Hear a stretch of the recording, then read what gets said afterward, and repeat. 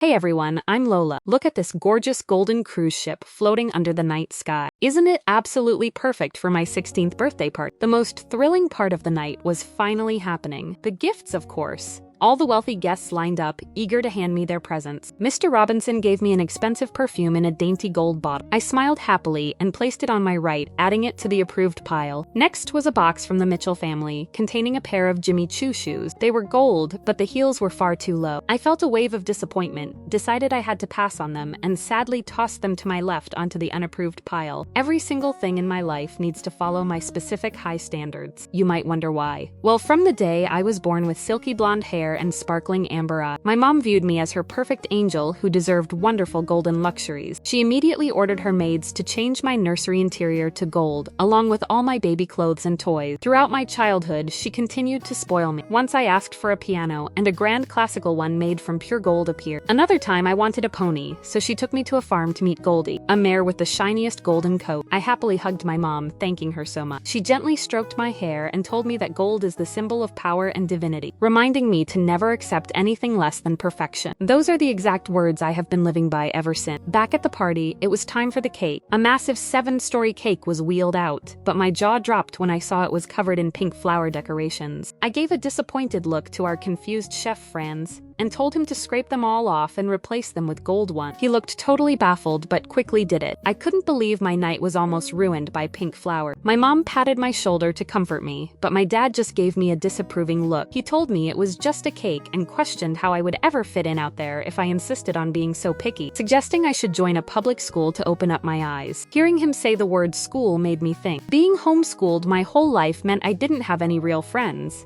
And even the guests tonight were just my parents' business partners. My mom opposed the idea immediately because she didn't want me going through any hardships, but I looked at her with my best puppy dog pleading eye. I told her not to worry because I would only choose a school that fit all my high standards. She just couldn't say no to me, and I giggled knowing I had won. So there I was, negotiating straight up with the principal in his office. I sat back comfortably in a plush leather chair and smiled confidently, while the poor man stood in front of me in a complete panic, holding a sheet of paper that was literally as long as his arm. It was my list of requirements. He looked at the page and hesitantly read each point out loud, muttering that he supposed painting my locker gold and letting me bring a personal chef to school were doable, but he was afraid they did not have a private piano room. I just shrugged my shoulders and told him to build one. His face went completely pale at that, and he stammered that they only had an outdoor sports field and an outdoor swimming pool. I told him nonchalantly to just install a roof, since he could not expect me to play sports in the scorching heat. The principal started trembling as he pointed further down the list, pleading that unlike my previous tutor, not all the teachers at a public school had a doctorate degree, spoke multiple languages, and were in their early to mid-30s. I tapped my chin, pretending to think hard about it, before shrugging and saying that in that case, it was no big deal because I would just find another school. The man completely panicked, begging me to wait and give him some time, promising that as long as my family sponsored the school as promised, he would definitely make it all happen.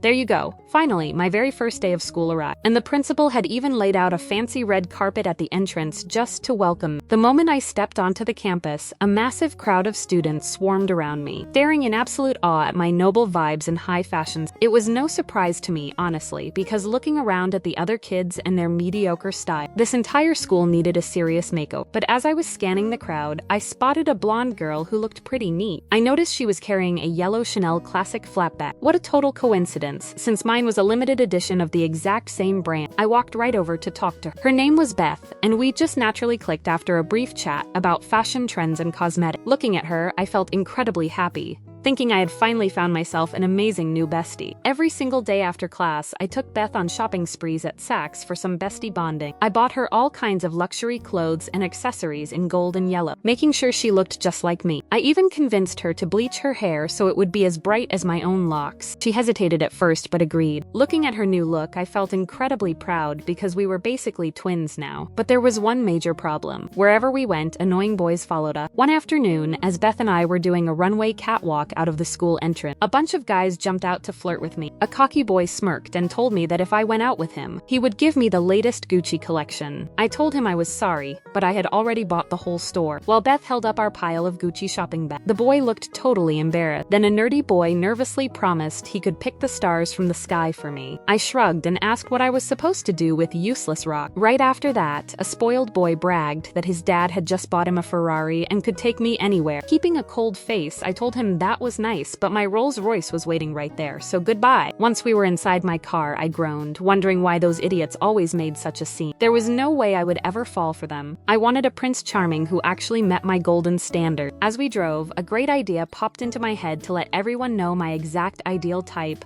so I could separate the fake pretenders from the real deal boyfriend material. With no time to waste, I opened Instagram, created a question story, and had Beth type the question asking what my ideal type was. I giggled, realizing all I had to do now was list my requirements. The next morning, I stood in the busy school hallway taking some heavy books out of my locker, which was the only bright gold one in the entire row. All the boys in the hall just stared at me regretfully, clearly realizing I was completely out of their league. My Instagram list had worked wonders because all the dorks finally left me alone. Well, except for one guy. I turned around to find Josh standing there with a red rose clamped between his teeth, looking totally ridiculous with a smug, flirtatious smirk on his face. He pulled the rose from his mouth, handed it to me along with a folded piece of paper, and called me his sugar plum, bragging that he could easily be the man of my dream. I took the paper and checked his stats. So this was Josh, the captain of the soccer team, and officially the hottest boys in school. Behind him, a crowd of girls were actually screaming and crying tears of jealousy. Looking at his profile, it seemed he actually met every single one of my strict standards. I smiled to himself, wondering if he was finally my perfect missing piece, but I was completely and utterly dead wrong. Later that night, we were sitting opposite each other in a dimly lit fancy restaurant, and he just blabbed on and on without stopping. The smell of our expensive dinner was ruined by his massive ego as he complained about how terrible his life was for being just too rich and too handsome. I sat there looking completely bored out of my mind, leaning my chin on my hand. Arg, I wanted nothing more than to shove my juicy steak right into his mouth, jump up, and run straight home. But I reminded myself that he did technically meet my high standards. So I let out a heavy sigh and decided I should probably give him just one more chance. The very next morning, during our PE class in the indoor gymnasium, everything blew up. I was standing on the shiny floor when Beth suddenly came dashing toward me, holding a super-duper stinky sports shoe in her hand. Right behind her was Josh, looking totally panicked as he hobbled along on one foot, completely missing a shoe. Beth ran up, out of breath, and yelled that Josh had lied to me about his height. She reached inside Smelly's shoe and pulled out a thick, nasty height increase insole, shouting for everyone to look at it, and revealing that he was actually only 6 feet 3 inches tall. It was so gross. My face turned completely green from the foul smell of the shoe, and I had to slam my hand over my mouth to stop myself from vomiting right there on the gym floor. Josh stammered nervously, calling me babe and trying to apologize, saying he only did it because he wanted to impress me. I couldn't stand it for another second. I snatched the stinky shoe right out of Beth's hand and yelled at him that it was enough. I told him to take his disgusting shoe away from me, threw it right at his chest, and shouted that we were completely over. I turned around and marched right out of the gym, completely abandoning Josh as he fell to the floor, wailing and crying. And just like that, my quest to find true love was stuck at a miserable dead end all over again. Yet surprisingly, luck smiled on me once more. Later that day, I went down to the school's piano practice room as usual. As I neared the door, the beautiful melody of my absolute favorite piece of classical music reached my ear. I paused at the doorway, looking inside. Bright afternoon sunshine streamed through the large window, lighting up the entire room and casting a warm glow over a boy playing the piano with incredible passion. Oh my god, it was such a heavenly sight to look at. All of a sudden, I felt my heart skip a hard beat in my chest, and I unconsciously started walking straight toward him as if drawn by a magnet. The music suddenly stopped as I approached. I quickly masked my awe, faking my usual arrogance,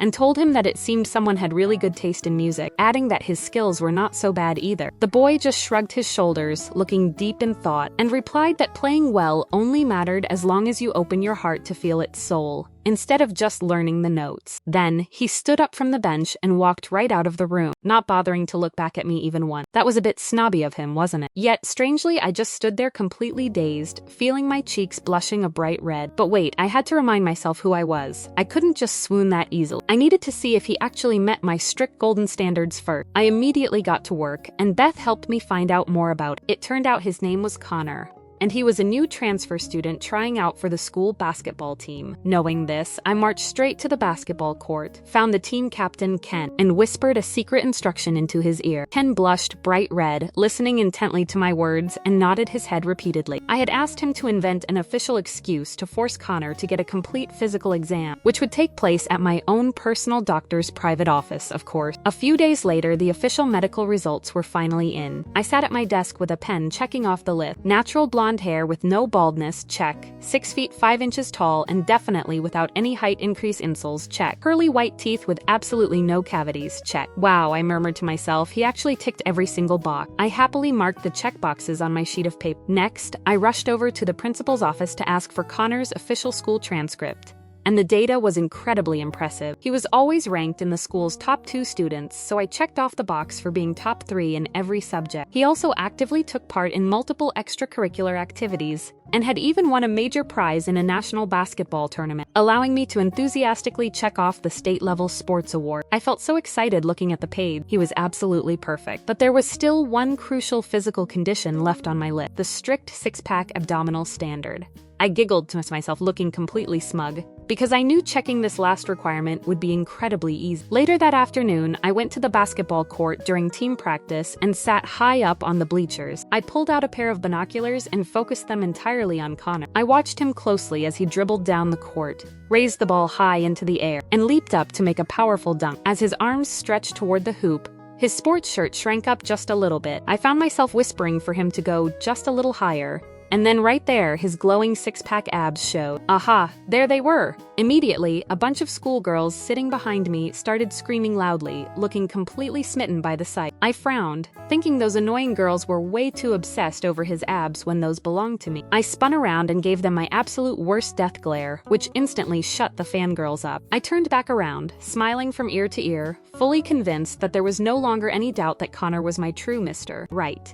Right after practice, I followed him into the changing room area while he was busy wiping the sweat from his neck with a white towel. I swallowed hard, feeling incredibly nervous, and shyly handed him a bottle of premium mineral water with a custom golden label. My heart was thudding like crazy against my ribs as I asked him if he would like to practice playing the piano with me sometime. But he didn't even look at the water. He just muttered a quick apology, saying he already had a date, and walked right past me. I spun around in shock and watched him walk straight toward the door where Lily was waiting. He gently grabbed her shoulder and pulled her away with him. What on earth was happening? I stood there completely baffled, wondering why he would choose a nerdy girl with zero social skills over me. There was absolutely no way I was going to lose to someone like her. I marched straight to the principal's office and ordered him to switch every single one of my classes to match Connor's schedule, so I could easily approach him throughout the day. My amazing bestie and advisor Beth also sat down with me to devise a super detailed step-by-step romantic strategy. I smiled to myself, confident that very soon Connor would get over boring Lily and fall head over heels for me instead. So it was time for the first step of our master plan: scent attraction. I stood right in front of the classroom door, nervously clutching a bottle of perfume. Beth had told me that Connor absolutely loved this specific no-brand scent, so I enthusiastically sprayed a huge bunch of it all over myself before confidently striding into the room. But the moment I walked in, everyone started coughing and sneezing uncontrollably. I looked around in confusion and noticed that even Connor was frowning deeply and holding his nose. Suddenly, a male classmate loudly asked if I had skipped my shower that morning, joking that spraying a whole bottle of cheap perfume wouldn't help. The entire class instantly burst into roaring laughter. It was so incredibly humiliating, and I wish the floor would just swallow me whole. After that disaster, we moved on to Plan B, a grand confession at the school entrance when classes ended. I thought it was a brilliant idea, so I recruited the cheerleaders to form a massive pyramid right in the middle of the walkway to ask Connor out. But right as Connor walked by and before he could even react, the girl at the top lost her balance and collapsed, dragging the whole team down right on top of me. It hurt so bad, and I could see Connor walking away looking totally embarrassed for me. But I refused to give up, so for my next attempt, my friends and I brought loud gongs, drums, and massive banners right to the basketball court to cheer for him during practice. I was sure this grand gesture would move him to tears. I started screaming his name, banging the gongs and drums as loudly as I could. Unfortunately, the noise totally distracted Connor,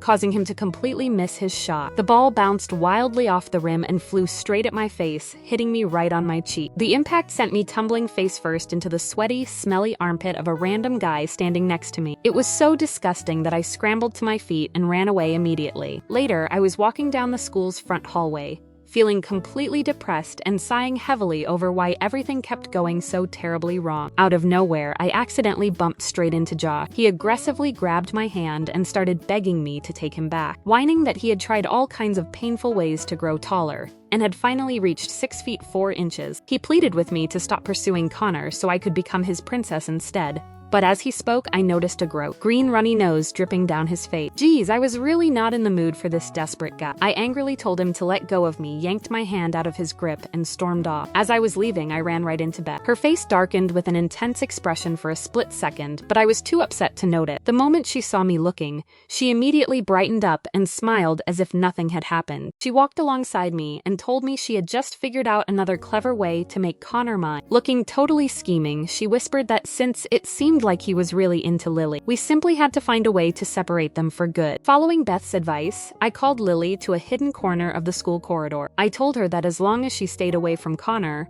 I would buy her whatever she wanted. Lily just shook her head in disgust, telling me that not everything could be bought and that Connor wasn't interested in me, so I should give up because I was only annoying him. Then she nudged my shoulder and walked away. I stood there completely taken aback, never expecting quiet Lily to speak to someone as lustrous as me like that. Her words bothered me all day. Later, I sat by the window in a first-floor classroom, lost in deep thought while looking at Connor. I kept wondering if I was wrong to pursue. Suddenly, a shadow rushed past the window and splashed an entire bucket of purple paint onto Lily. I sat there completely baffled by what had just unfolded, while Connor immediately took off his jacket to cover her up. Connor then turned to me with furious eyes, shouting that I was behind this and had really crossed the line, ordering me to stay away from them before dragging Lily out. I sat in my chair, entirely confused and surprised, while the whole class started whispering. My mind raced because he actually thought I did it. It was true that I didn't like Lily, but I only wanted her to step aside. I never wanted her to be covered in ghastly purple paint. The worst was yet to come. The next day, Connor arrived at school with pitch black hair. I ran to him, emotional, and asked why he had ruined his beautiful hair. Connor just tutted at me, but Lily looked at me and asked if I even liked him for who he was, or just because he fit my absurd standards. She challenged me to change my standards if I really cared about him. I was speechless because she was right. I realized that even though Josh had checked all my boxes, I didn't want him.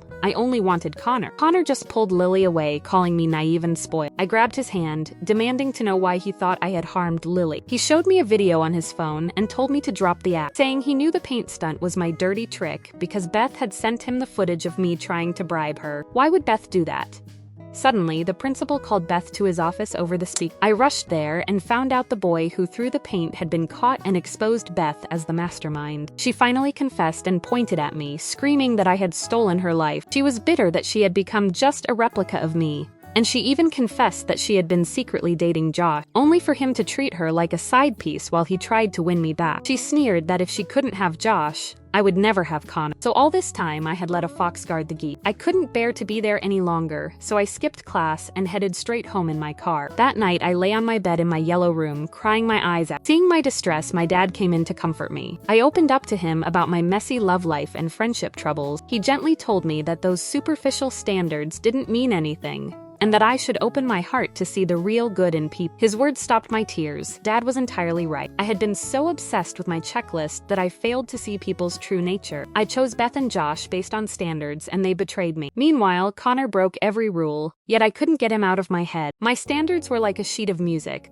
I had focused so much on playing the notes perfectly that I completely forgot to feel the soul. The next day, I approached Connor by the school fountain to apologize for the trouble I caused him and Lily. I took a breath and confessed that I really liked him, regardless of his hair color. Then I nervously asked what it was about Lily that he liked so much. Connor looked at me in shock and asked if I thought they were dating, revealing she was actually his cousin. I felt incredibly embarrassed, but hope sparked inside me. Did I still have a chance? Connor smiled and asked if I remembered a hotel theft during a children's piano contest when I was 10. A flashback hit me. The hotel manager was falsely accusing a poor employee's young blonde son of stealing a gold necklace, but I had noticed the necklace peeking out of a passing man's pocket, pointed him out, and saved the boy. Back in the present, I realized that little boy was Connor. He had been so grateful that he recognized me instantly on my first day. However, seeing how arrogant I had become, he thought I'd changed for the worse. Blushing slightly, Connor admitted he now saw the admirable girl from the hotel was still inside me, and said he wouldn't mind if we started over. My eyes lit up with joy. As we looked at each other lovingly, the fountain sprayed water high into the air. Wish me luck, you guys.